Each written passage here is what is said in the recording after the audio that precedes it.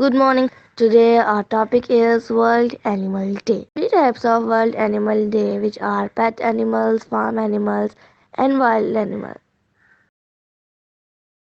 First of all, I will define pet animals. Pet animals are the animals which can live with us and are not harmful for us. For example, cats, parrots, and etc. Farm animals are the animals which are very useful for us, from which they get milk and meat like cows, hens, etc.